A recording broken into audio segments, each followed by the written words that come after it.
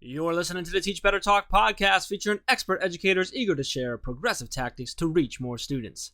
Teach Better Talk is created by teachers and fueled by passion. Let's get started.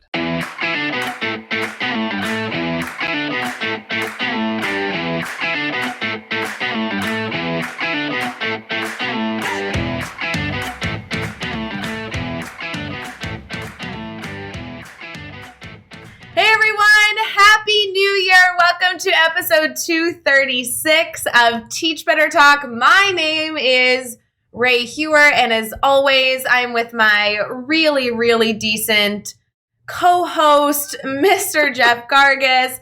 Jeff, happy 2021. It was so fun cheersing with you actually right after Mastery Chat on New Year's Eve. If you didn't catch that video, you can go catch that over on our YouTube channel. We always recap our Twitter chats, but now it is, we're actually into 2021 now. And do you feel totally different? Like, do you feel like a whole new person? 100%? I feel really decent.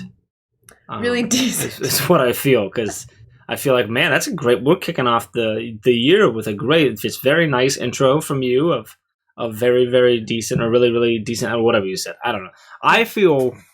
I'm excited. Here's what I'm most excited about in 2021. This episode? Just kidding. No, that we can go back and just write in 2 letters when you're dating stuff, or 2 numbers at the end, because we've always had to do for 2020. If you didn't know, you wrote 2020, because if you just wrote 20, they could put any 2 numbers after and make it 2019, 2018 on like a check or something. Now you can just write 21. That's just awesome to me. I literally never thought of that. 2 fewer numbers every time I write that day. You know how much time that adds up to, Ray? Seconds. Seconds and seconds. I'm just so giving sorry. back to me. I've already got that gift this year. Thank you, 2021. It's already better than 2020. Like, boom, done. This is the most fascinating conversation I've had this year yet. Let me tell you. Wait, so for our listeners, I want you guys to know we are recording on a Saturday morning today. Saturday morning, a little weird for us. It is weird for us, but don't worry. We're recording on Saturday morning today, and we'll still be recording Monday, this coming Monday, when we normally record. So it's a little different. We're drinking coffee rather than like the water or energy drinks. I pulled my coffee cup. I'm like, oh, should I drink? No, I'll drink now. You mentioned exactly. I did the same thing. I took a sip and I was like, oh, awkward. I'm drinking out of a coffee mug because it's 8 o'clock in the morning. If we're talking that, obviously, if you're just listening on the podcast, you can't see us, so this is stupid. Right. But like, we're also on the YouTube channel, so like you can see us. But it is what it is, I mean, it's Saturday morning. We're having a good time. We're recording a couple episodes today, which is great. So I do want to I know we had like something we were going to talk about, and then I want to get into this episode. Amanda's one of my favorite people, and she did so well with these questions. So Stay tuned for that. But little shenanigans here. Did you see Mark Horner's post this morning, his blog post of his word for 2021? I saw, but I have not read it yet. I saw it actually just before I sat down to get ready to record.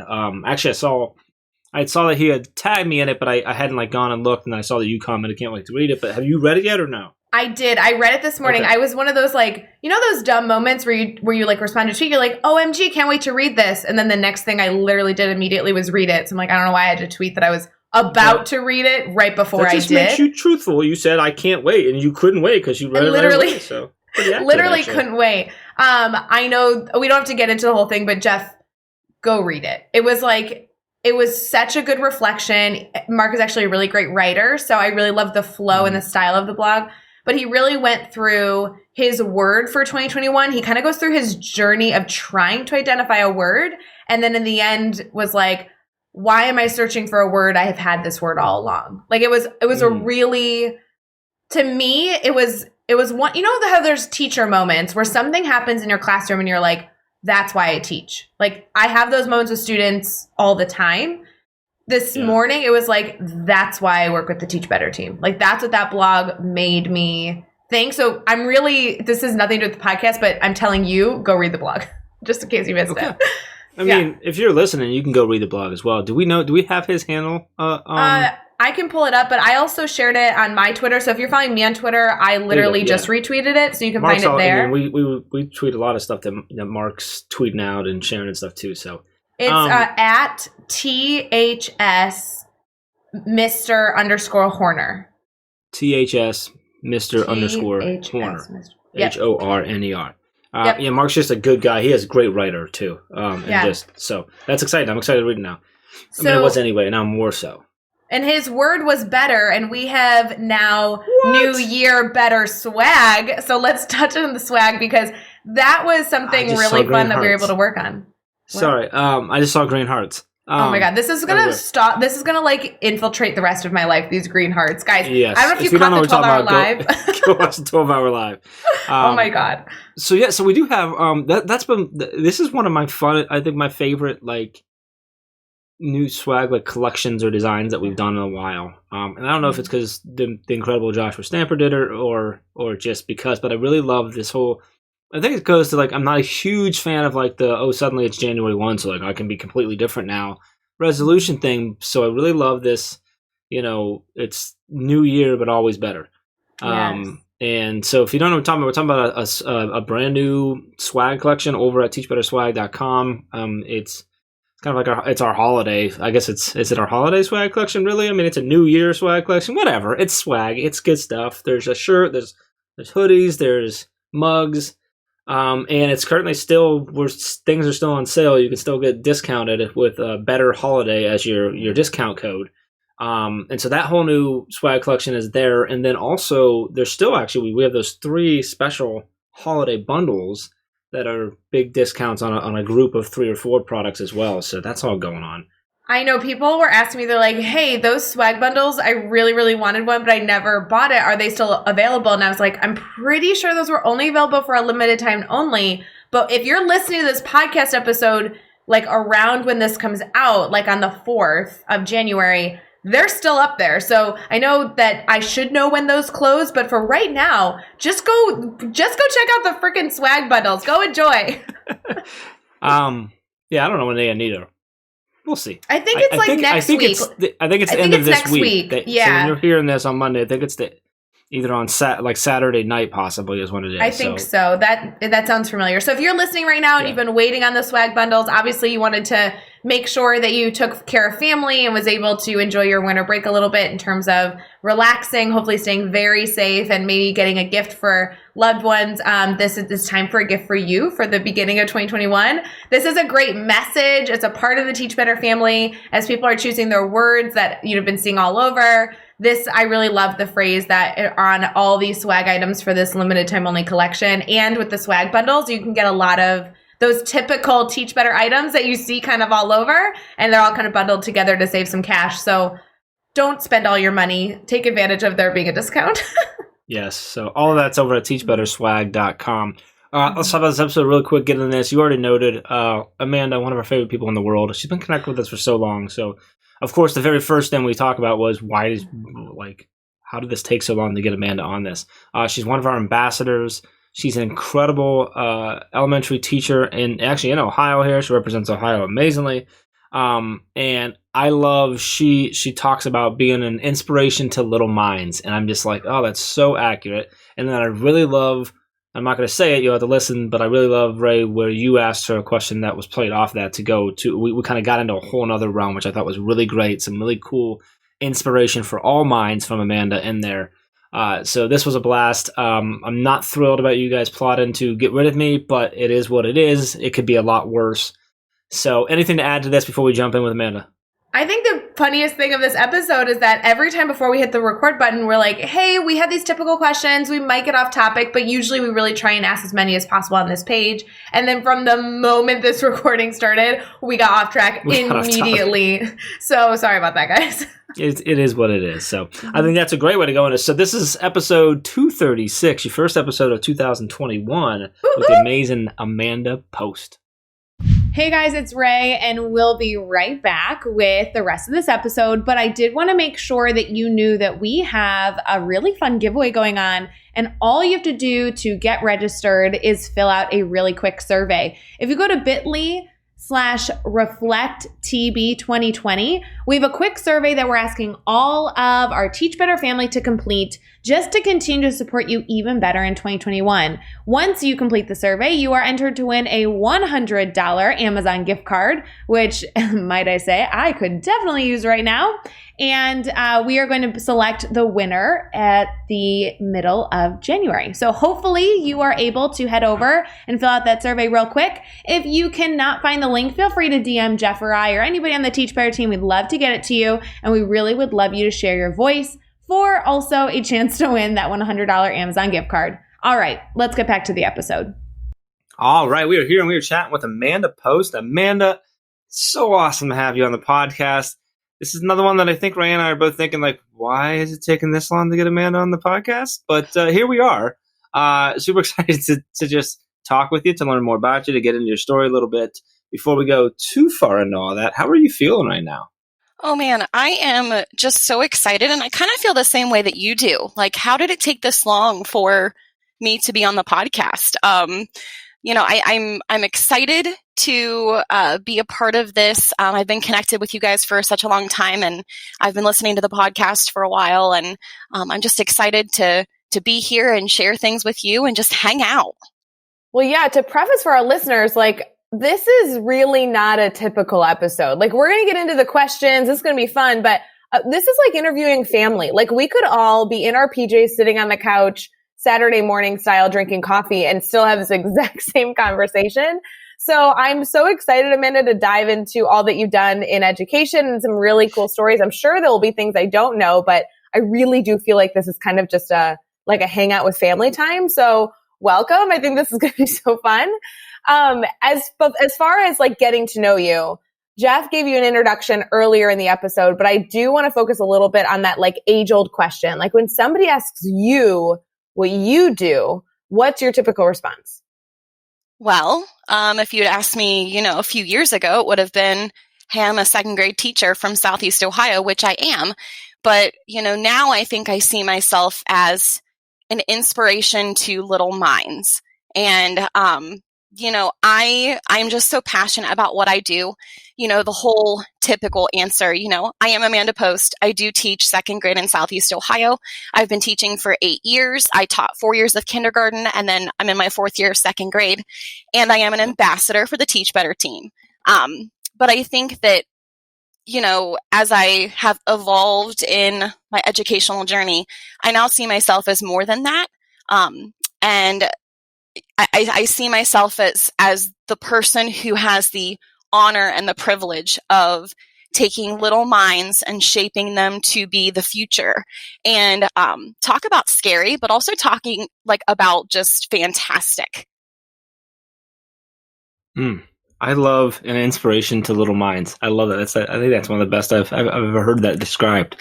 And you really are. And I love every time we talk, every time I feel like every time you tweet, I can feel your passion for what you do and that what you say, you have the privilege of doing. So can we add? I love it. I'm really excited.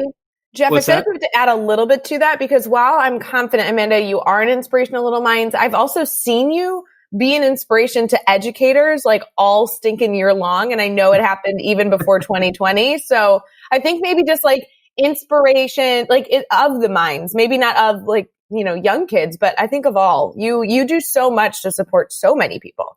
Oh my gosh, thank you so much. Like, coming from you, we talk about fangirl moments. I mean, Jeff, I love you, but Ray, oh my gosh, like yes, oh my gosh, recorded. Now I am not going to go on recording and say that I am Team Jeff or Team Ray.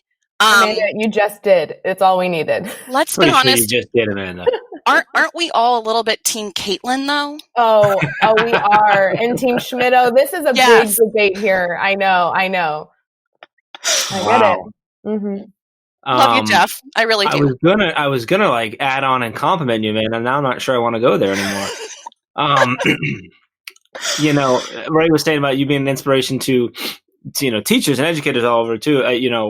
Just noting that you were one of the speakers at the Teach Better conference in 2019 as well. Yeah, that was quite an experience, and I think that when we had the email come through that said, you've been selected to teach or speak at the Teach Better conference, it was our last day of school. And I went next door to my teammate then, Maggie Gifford. She's also fantastic. If you have not followed her, please do so. I went next door and I went, you have to come here. And she was like, what's wrong? And I was like, nothing's wrong. And I had it pulled up on my big Promethean board.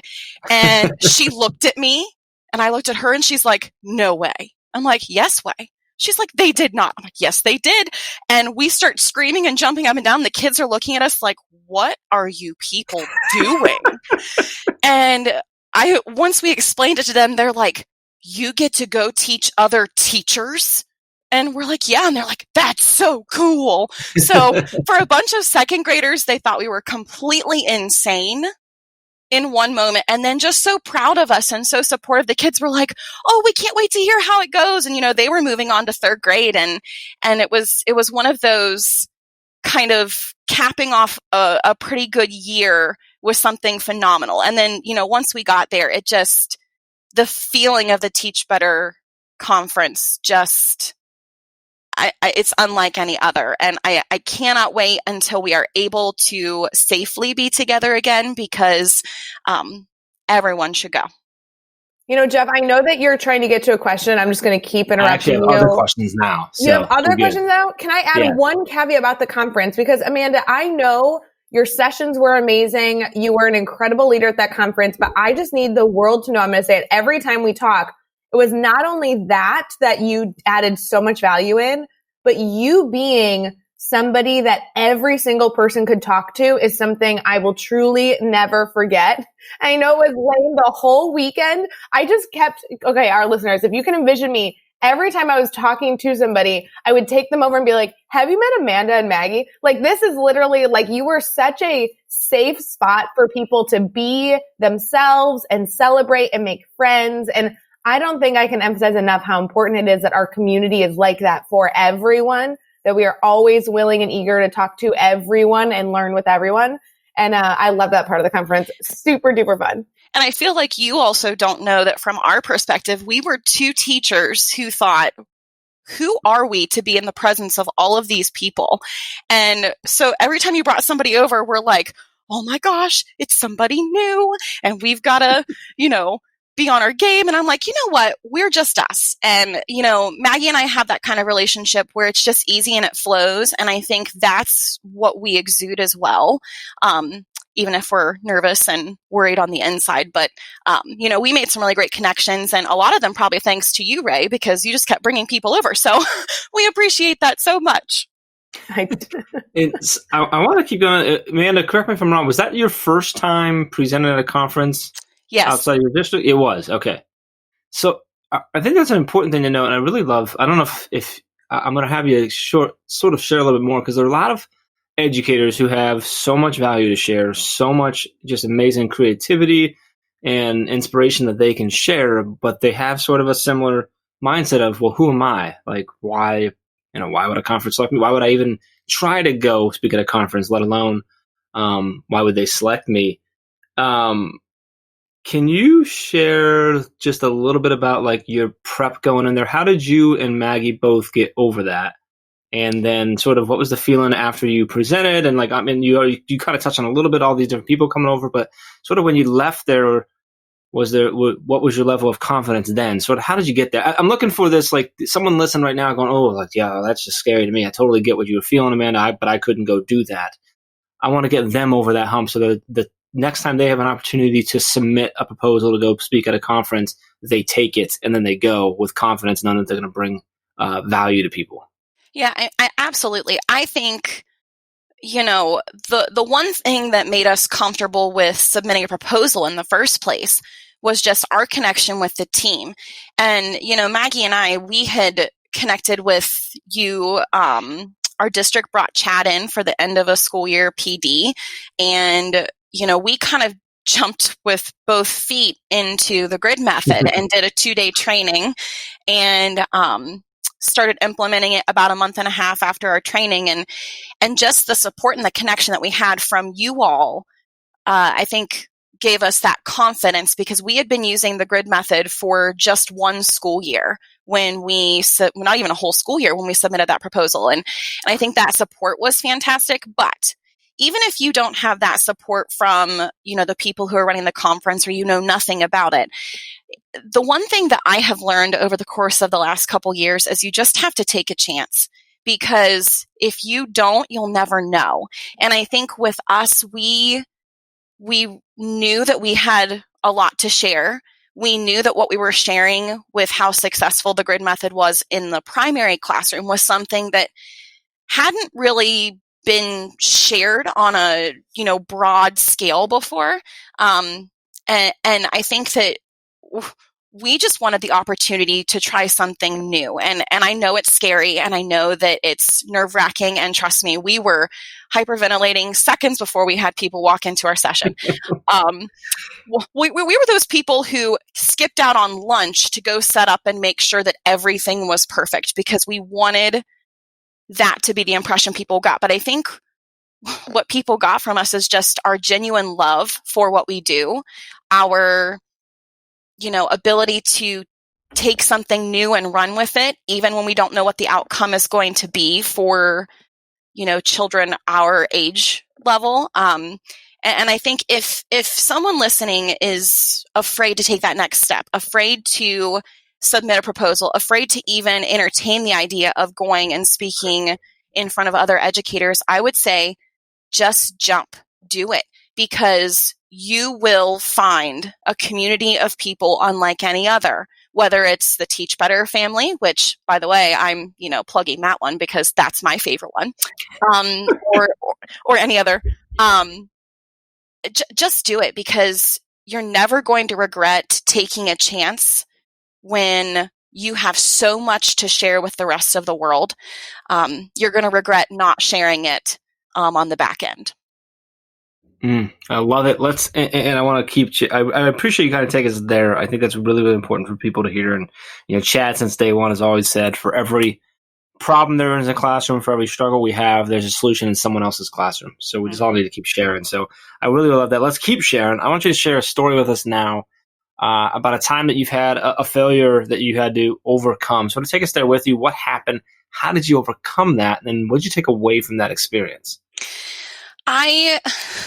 This is hard, because I'm a person who I fail every single day, and I'm okay with that. But I think the biggest thing for me is I had a really rough year. It was my third year teaching. I was teaching kindergarten. I was also coaching high school cheerleading. I was the head coach for our high school. And so I was being spread in a million different directions, never home, and things started happening that were out of my control. We had a couple of students in our district that were killed in a car accident on their way to catch the bus. They were band members for our football game, and one of those students had been a former cheerleader of mine. And that happened in the fall, and it was tragic and terrible for our community. And I was being pulled again in another direction to support my cheerleaders and to support the students. And then my grandfather was diagnosed with cancer and passed away 6 weeks later. And that kind of pulled me in a direction. And it was also the same year I was taking my teacher resident exam for the state of Ohio. And so I was filming lessons and doing this and that. And I had the worst year of teaching that I've ever had in my entire life. And I remember thinking when the year was over, I taught those children nothing this year. Nothing. And, it's easy to say, oh, you leave your personal life at home and you bring only your school life to school. But when those intertwine, it makes it difficult for you to function on a daily basis. And I think the biggest failure, while others may not have seen it as one, it was a failure to me, was I feel like those kids got nothing out of that year. And, I was lucky enough 2 years later to have them in second grade, my very first year of second grade. And when they walked in that door, they were so excited to see me. And I thought, I have been the worst teacher for you. Why would you want to have me a second time? And what I realized is that to them, it wasn't the worst year of their educational career. It was their first year. And even though to me it seemed like such a failure, like I had been pulled a million different directions, I wasn't focused, I wasn't being my best, they saw me as that first stepping stone in their educational journey, and they loved me, and they didn't care that I was, crying during my planning time, or that I had no energy to prepare new things or to try new things, or, sometimes it was just hard to get out of bed. So, I look back at that as, that was a failure for me personally. But the thing that I learned is that even when you're having a terrible day, a terrible month, a terrible year, even a terrible minute, the kids that are in front of you don't care about that. They just care that they love you. And as long as you are, learning and growing from your experiences, it's not a failure.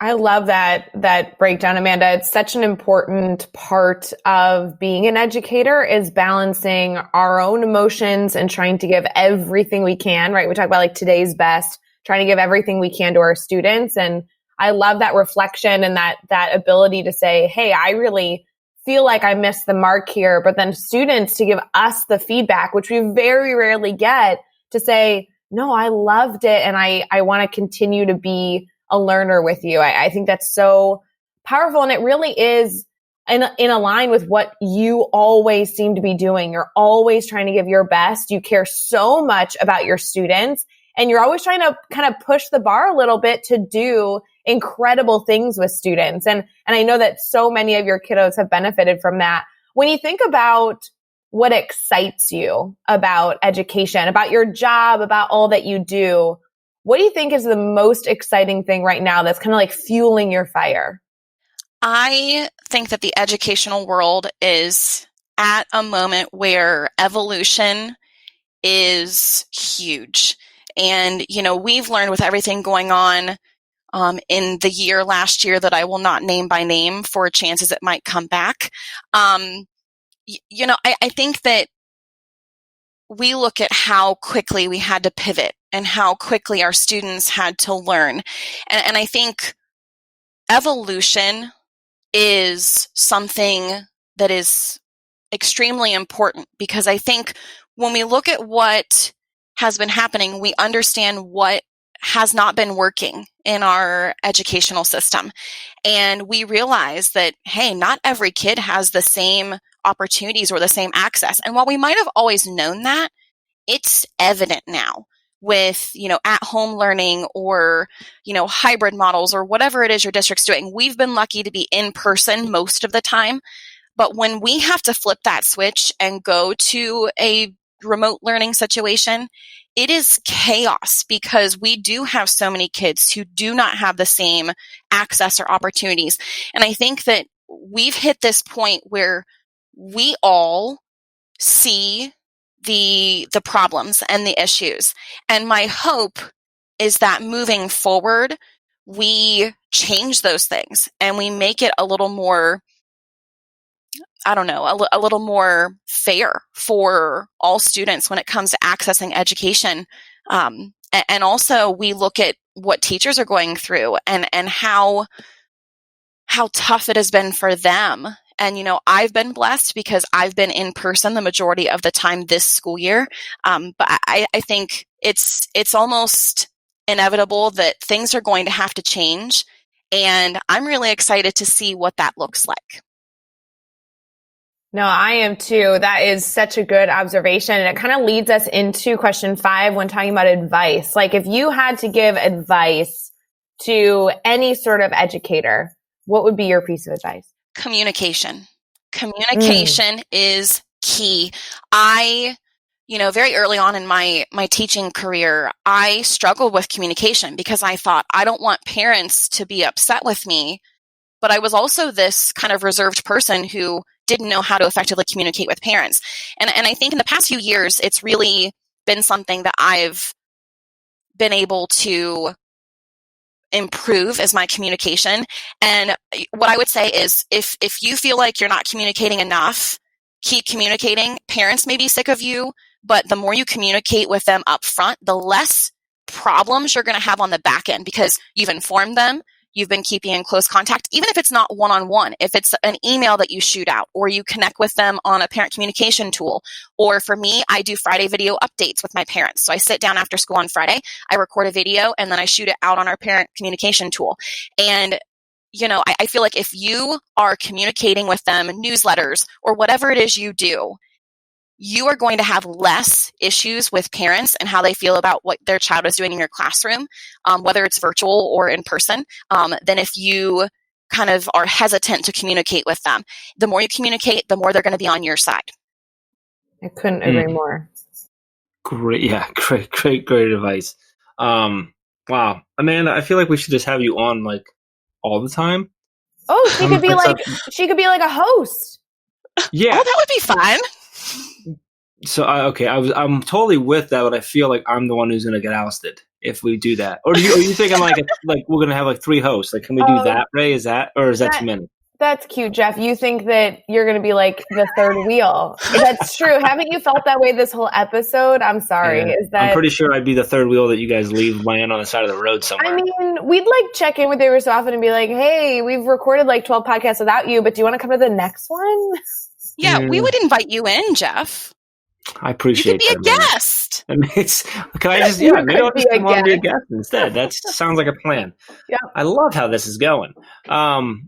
So we're going to do the next 6, Amanda. We're going to throw these next 6 questions at you. Your goal is to answer each one in 15 seconds or less. You ready? Oh, I'm ready. What is one EdTech tool you cannot live without? Anything Google. It has been a lifesaver. Give us a book you're reading right now. I am reading a book called Eat Smarter by Shawn Stevenson, all about how food affects different parts of your body. Who do we need to follow on Twitter or Instagram today? This is not going to be any surprise, but Trey Gamage, he is phenomenal. If you don't know his backstory and everything, you need to follow him. Of course, the wonderful Dr. Neil Gupta, and one of my favorite people on the planet, Lindsay Titus. What is a good YouTube channel, website, or podcast for educators to check out? My favorite right now is Pocket Full of Primary, and you can find them on YouTube, and there's also a website. Give us a daily, weekly, or monthly routine every teacher should get into. Take 30 minutes a day for just yourself. And give us the best piece of advice you've ever received. The beginning of this school year, we had someone say to us, go slow to go fast. Yes, I love that. That is. Well, she rocked that one out. I know. And she not only kept under the timeline, but there you go. You get the Teach Better Talk trophy. Kicking off the new year. I love this. This is so awesome, Amanda. I literally could talk to you for hours and hours and hours every time. I know you joined us during our 12-hour live. You're so fun on camera. I'm just so excited to not only have our listeners learn about you, connect with you, but also hopefully see you more in the Teach Better family. You're so involved in so many ways. We have an internal goal of getting you more involved on camera because you always have things to share. Like during the 12-hour live, you were awesome. So I just cannot wait for all of our listeners to connect with you. Would you mind kind of sharing how they can get connected? Like Twitter, Facebook, Instagram, tell me all the things. Yeah, so on Facebook, it's more of just like my personal things, but hey, if you want to see that kind of stuff, go right ahead. It's under Amanda Lorraine Post. On Twitter, I'm at Amanda Post 1513, and then on Instagram, I'm at Amanda Lorraine 1513. Awesome. And you can find all the links and all the resources that we've mentioned in this episode over at teachbetter.com, as well as the really important links for connecting with Amanda and keeping this conversation going. So head over to teachbetter.com for all of that. Be sure to hit subscribe so you don't miss any upcoming episodes. And if you can give us a rating and review, we'd really appreciate that as well. And let's keep taking this one step further. Think of just 3 of your colleagues who need to hear these amazing stories and share this podcast with them. Amanda, this has been awesome. I'm so happy we finally got you on. I'm not as thrilled about you kicking me out and taking over, but I'll get there. I'll get over it. It'll be fine. But I really appreciate you coming on, sharing your stories. I'm so happy that you are realizing how much awesomeness is in you and how much you have to share, and that you've been doing that now, and to be connected with you is simply awesome. But thank you for taking time today to hang out with us and chat with us a little bit. Thank you. Yeah, thank you guys so much. Part of my awesomeness realization has come from being a part of this family. So thank you guys as well. Love it. And until next time, let's get out there and let's teach better.